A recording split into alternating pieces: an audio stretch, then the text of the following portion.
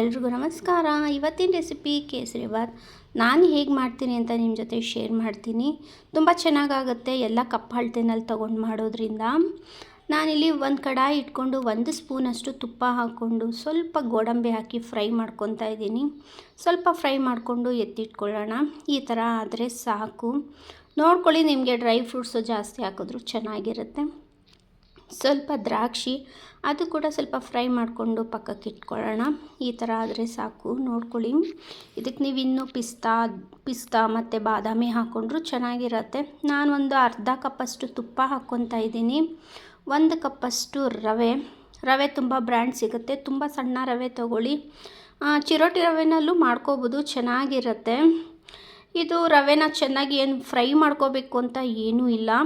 ಸ್ವಲ್ಪ ಒಂದು 2 ನಿಮಿಷ ಫ್ರೈ ಮಾಡಿಕೊಂಡ್ರೆ ಸಾಕು. ಈ ಹದಕ್ಕೆ ಬಂದಾಗ ನಾವು ನೀರು ಹಾಕ್ಕೋಬೇಕು.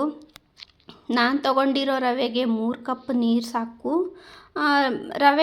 ರವೆ ನೋಡ್ಕೊಳ್ಳಿ, ಯಾಕಂದರೆ ಕೆಲವೊಂದು ರವೆ ಜಾಸ್ತಿ ನೀರು ತೊಗೊಳತ್ತೆ. ತುಂಬ ಹುಡಿಯಾಗಬೇಕು ಅಂದರೆ 2 ಕಪ್ ನೀರು ಹಾಕ್ಕೊಂಡ್ರೆ ಸಾಕು. ನಾನಿದು ತುಂಬ ಹುಡಿಯಾಗೂ ಮಾಡ್ತಾಯಿಲ್ಲ ಮತ್ತು ತುಂಬ ಮೆದುವಾಗೂ ಮಾಡ್ತಾಯಿಲ್ಲ, ಮೀಡಿಯಮಾಗಿ ಮಾಡ್ತಾಯಿದ್ದೀನಿ. ಚೆನ್ನಾಗಿರುತ್ತೆ. ಹಾಕಿದ ತಕ್ಷಣವೇ ಸ್ವಲ್ಪ ಕೈ ಆಡಿಸ್ಕೊಳ್ಳಿಲ್ಲ ಅಂದರೆ ಗಂಟು ಕಟ್ಟಿಬಿಡುತ್ತೆ.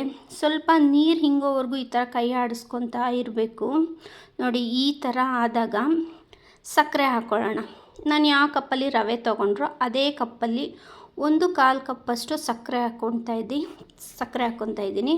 ನಿಮ್ಗೆ ಎಷ್ಟು ಬೇಕು ಸಿಹಿ ಅಷ್ಟು ಹೆಚ್ಚು ಕಡಿಮೆ ಮಾಡ್ಕೋಬೋದು. ಇವಾಗ ಇದು ನೀರು ಬಿಡುತ್ತೆ. ನೀರು ಬಿಡೋವರೆಗೂ ಇದನ್ನು ಸ್ವಲ್ಪ ಕೈ ಬಿಡ್ದಿರ ಆಡಿಸ್ಕೊಳ್ಳೋಣ.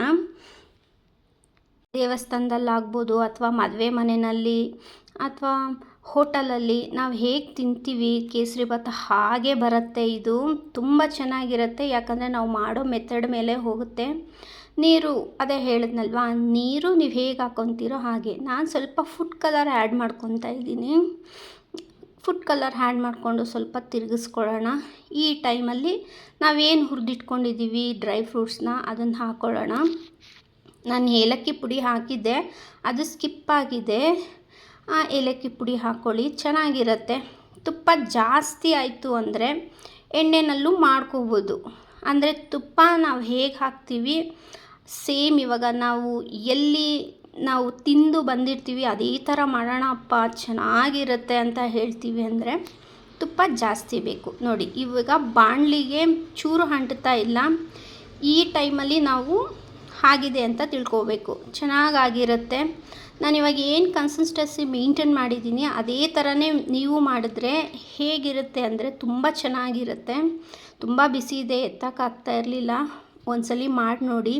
ಇಷ್ಟ ಆದರೆ ಲೈಕ್ ಮಾಡಿ, ಶೇರ್ ಮಾಡಿ, ಕಮೆಂಟ್ ಮಾಡಿ. ಮತ್ತಷ್ಟು ಈಸಿ ರೆಸಿಪೀಸ್ಗೆ ನನ್ನ ಚಾನಲ್ನ ಸಬ್ಸ್ಕ್ರೈಬ್ ಮಾಡ್ಕೊಳ್ಳಿ. Thank you so much.